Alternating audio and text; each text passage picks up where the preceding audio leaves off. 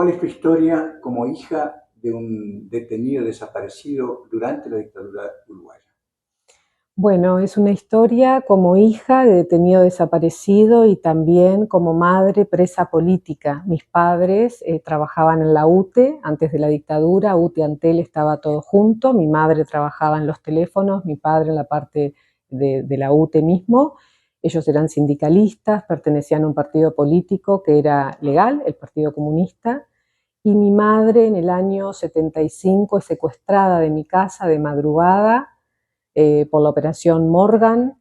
Nos dejan a nosotros tres solos, somos tres hermanos, éramos niños, en aquel momento yo tenía 5 años, mi hermano Marcelo 8 y mi hermano mayor 10. Y mi madre estuvo 9 meses desaparecida. O sea que esa fue la primera situación que nosotros vivimos de desaparición forzosa, porque mi madre estuvo en el FUSNA 9 meses en tortura. Luego que mis tíos, mi abuela, mi familia, buscándola por todos lados, la encontraron en el FUSNA y ahí pudimos empezar nosotros las visitas como niños, junto con mi tía. Mi padre en este momento estaba clandestino porque en el año 75 es a él al que están buscando y se llevan a mi madre esa madrugada que la secuestran. Mi padre estuvo 2 años clandestino sin poder ver ni a su familia, ni a sus amigos, ni a la gente conocida. Pasaban su foto por la tele, por los diarios, lo buscaban como a tantos ciudadanos y ciudadanas de este país. Y en el año 77, el 19 de julio, fue secuestrado. Y hasta el día de hoy permanece detenido desaparecido. Karina, ¿cuál es tu lectura de lo que significa una desaparición forzada? A mí me gusta usar el término que describe Hellman. Yo siempre refiero a él porque implica 4 procesos muy dolorosos, que es el secuestro de personas sin ningún tipo de defensa, la tortura de esas personas, el asesinato y el esconder su cuerpo. Entonces, es un proceso terrible. Y también el martirio de la familia, ¿no? Porque los que quedamos acá, desde el 19 de julio del 77, estamos esperando a mi padre. Primero cuando éramos niños. Imagínate mi abuela, la mamá de él, que vivía con nosotros, su madre, para ella era su hijo mayor. ¿Cómo vive una madre ese proceso de desesperación de todos los días querer saber en dónde está?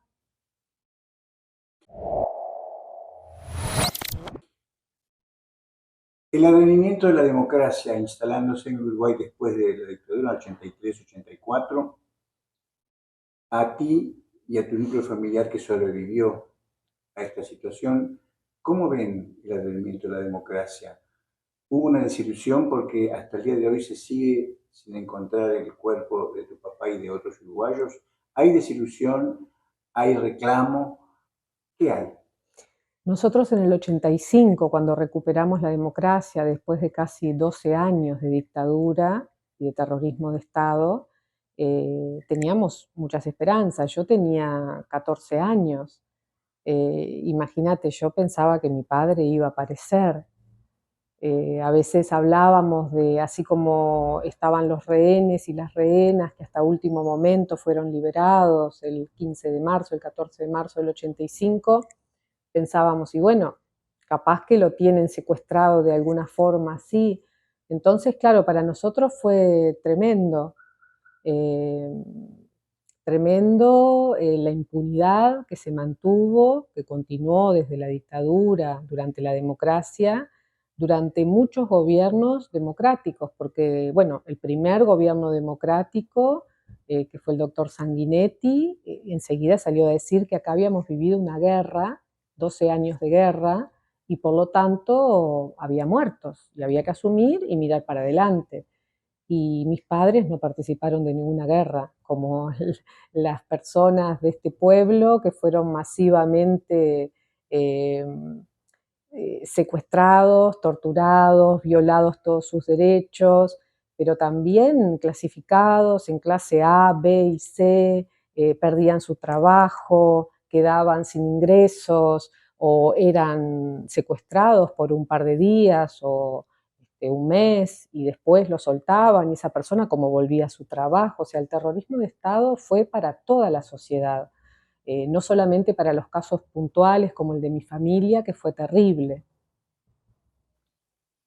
El terrorismo de Estado está de alguna forma preservado, estuvo, y la pregunta es si para ti está por la cultura de la impunidad. ¿Está vigente esa cultura de la impunidad? Está vigente, claro, está vigente, porque las mismas personas que cometieron estos crímenes, delitos de lesa humanidad que es bueno aclararlo, es por la gravedad de los crímenes, porque fueron masivos y porque los cometió el Estado que estaba para defender a los ciudadanos, que estaba para darnos todas las garantías que nos merecemos, los ciudadanos de los estados, violó todos nuestros derechos. Entonces, nosotros cuando íbamos a reclamar las cosas que nos pasaban, ¿a quién le reclamábamos? Al mismo Estado que nos había hecho lo que nos había hecho, que lo negaba, que decía que no, que decía que los desaparecidos estaban fuera, que se habían ido del país. Fue mentira tras mentira tras mentira, hasta que cuando se recuperó la democracia, con el manto de impunidad, de decir acá no pasó nada, porque era así. Vos date cuenta, mi madre tenía que ir, cuando hizo la denuncia en el año 85, el 1 de marzo, por el caso de mi padre, iba a la justicia militar.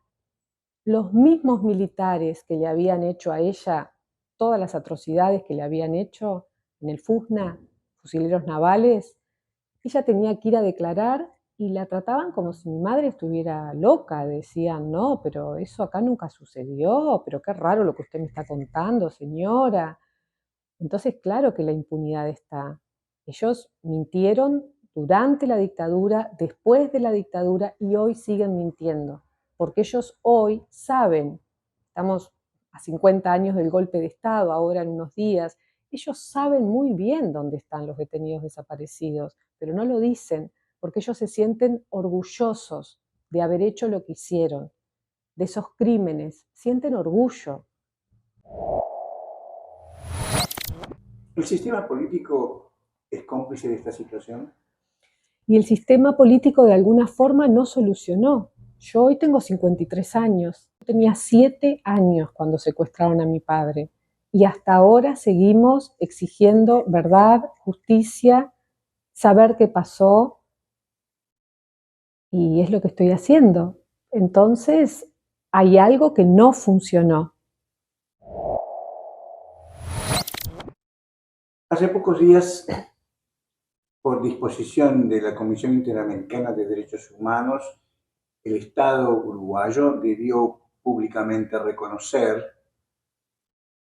la responsabilidad de un episodio vinculado a 3 jóvenes, las muchachas de Abril, y en las dos en desapariciones, en el caso de tu papá y en el caso de Eduardo González. No estuvo presente en esta ceremonia formal del presidente de la República. ¿Qué significa para la hija de un desaparecido esta ausencia? A mí me da un poco de vergüenza que mi país en el año 2023, teniendo una sentencia de la Corte Interamericana donde demuestra que el Estado uruguayo violó todos nuestros derechos y el Estado debe reconocer, hacer ese acto que es reparatorio para las víctimas. Imagínate después de todos estos años decirle, tenían razón, esto fue lo que sucedió, que el presidente, el comandante máximo de las Fuerzas Armadas, el presidente de todos los uruguayos, porque el doctor Luis Lacalle Pou es el presidente de todos los uruguayos, no solo de los que los votaron. Que no haya estado presente, a mí me da vergüenza de que mi país, que el Estado uruguayo haya tomado una decisión así. ¿Qué señal dio a la comunidad internacional y a la comunidad humana? No dio una buena señal. No dio una buena señal ni siquiera para... él es el jefe, comandante máximo, supremo de las Fuerzas Armadas. no dio una buena señal para las Fuerzas Armadas, que dicho sea de paso, tampoco fueron todas las armas que tenían que estar las máximas autoridades.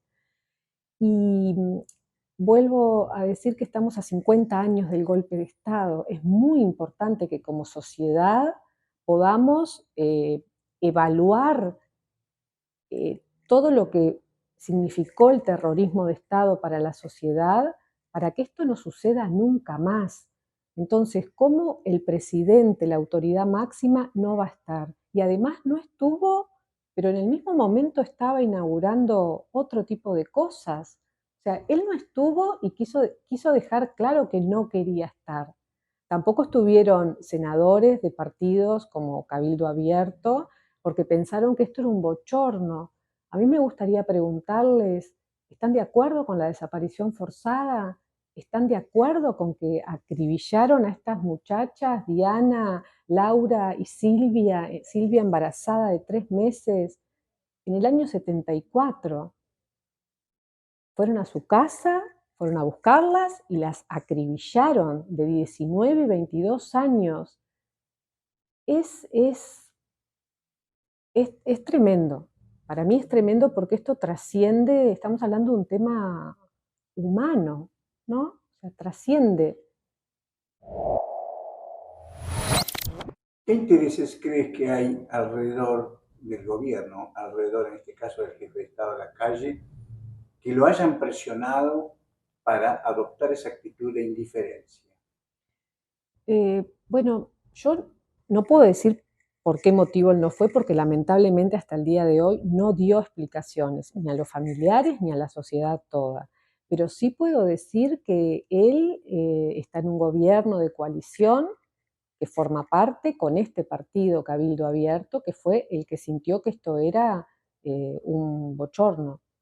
Entonces, no sé, supongo que por ese lado incluso eh, se está manejando a esta gente, a los delincuentes, criminales de delitos de lesa humanidad, a partir de los 70 años, darles prisión domiciliaria. Se está haciendo una ley específicamente para eso. Es como todo muy preocupante, porque a mí lo que me preocupa es por el futuro, a mí me preocupa por las nuevas generaciones, a mí me preocupa porque esto no pase nunca más. Yo ya no voy a recuperar a mi padre, aunque tengo el derecho de saber dónde están sus restos, de saber por qué, de saber qué hicieron con él. Yo y los 197 detenidos desaparecidos y desaparecidas que existen en el Uruguay hasta el día de hoy. Pero tengo ese derecho, pero también tengo el derecho a que esto no pase nunca más. Y la forma de que no pase nunca más es asumir lo que pasó como sociedad, juzgar, investigar, y las personas que hicieron eso, que se aplique justicia, porque ¿cómo podemos vivir en una democracia sin justicia? ¿Alguien se imagina vivir en un país donde la justicia no funcione?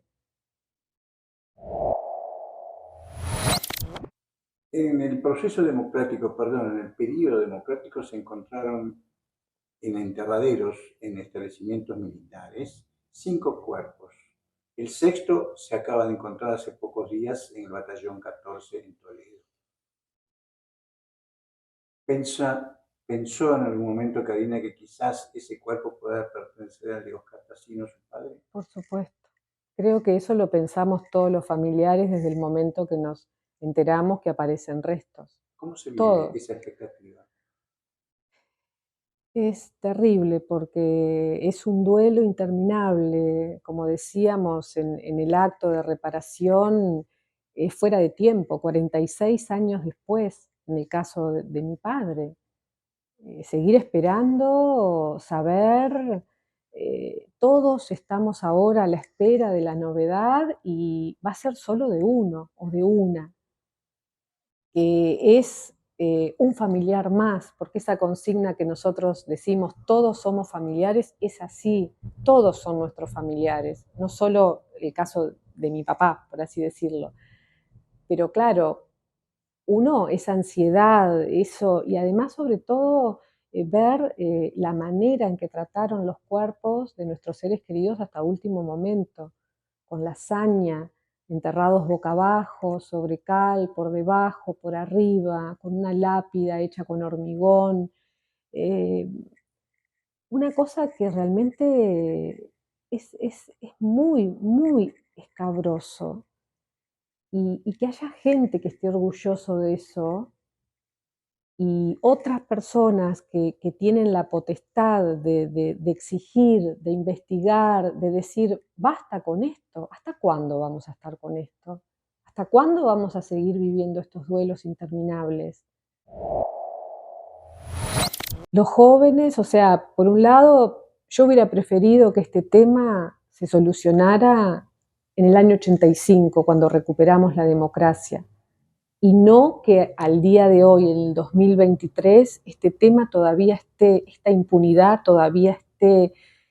Y los jóvenes son los que están tomando las banderas, porque hablo de mi padre en su momento era padre, era esposo, era hermano, pero ahora es abuelo, es bisabuelo. Entonces, las nuevas generaciones de la familia, pero fuera de nuestras familias, la sociedad, los jóvenes, es un tema que les preocupa y les preocupa mucho. Por eso cada 20 de mayo es más grande, desbordante y de gente joven, porque yo creo que ellos realmente no conciben esto. Esto es algo inhumano y ellos no lo conciben y no quieren que vuelva a suceder.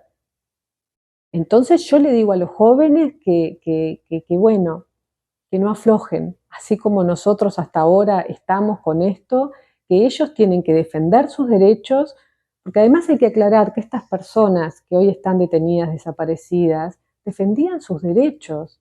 Yo ahora estaba pensando, cuando vino el golpe de Estado, en medio de la huelga general que duró 15 días, que fue una respuesta en contra de la dictadura, ¿ustedes se imaginan todos los trabajadores 15 días de huelga general? Se estaba organizando una movilización en 18 de julio, el 9 de julio, a las 5 de la tarde en punto. Y yo me encontré un día en la marcha del 20 de mayo con un compañero de mi padre que era vecino nuestro cuando vivíamos acá, en César Díaz, y él me contó que cuando se estaba organizando esa marcha, mi padre le insistía que él tenía que ir porque era muy importante defender la democracia, ir en contra de la dictadura, y él no quería ir porque tenía miedo. Él no militaba en ningún lado, él era un vecino. Y cuando llegó el día de la marcha, él fue y le dijo, Óscar, voy si voy contigo. Fueron juntos, tuvieron que salir corriendo, y cuando pudieron detenerse, mi padre le dijo, viste, ahora vas a tener algo para contarle a tus nietos. Y él me dijo, como yo no tuve hijos, te lo cuento a vos. ¿Cómo recuerdas a tu padre la última vez que lo viste antes de ser secuestrado y desaparecido? Tengo muchas visiones confusas porque imagínate que nosotros no lo veíamos de una forma normal. Nos encontrábamos con él en lugares públicos, en la sociedad española o en algún parque, o él alguna vez iba a mi casa de noche, nosotros dejábamos una señal desde el baño, una luz prendida que él desde Avenida Italia podía ver y podía acceder. Pero entonces yo tengo confusión, yo no sé si la última vez fue en mi casa, una de esas noches que él fue, o en la Española, en esos minutitos que íbamos con mi abuela, y él siempre estaba, él siempre nos daba, tengo el recuerdo de darnos un montón de moneditas doradas que recién habían salido, envueltas en papelito, y nos las daba porque a nosotros mis padres nos daban la mesada, o sea, éramos una familia normal.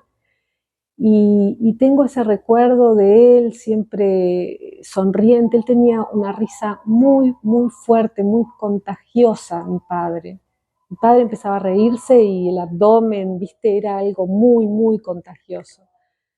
Entonces, no sé exactamente cuál fue el último momento que lo vimos, pero sí recuerdo cuando él estaba clandestino, luchando contra la dictadura y quedándose en la casa de mis tíos, que estuvo unos días. Justo ahí encontramos a mi mamá en el Fusna y él me llevó al baño y me acuerdo que él me dijo, mamá está presa. Y los dos nos abrazamos y yo me puse a llorar.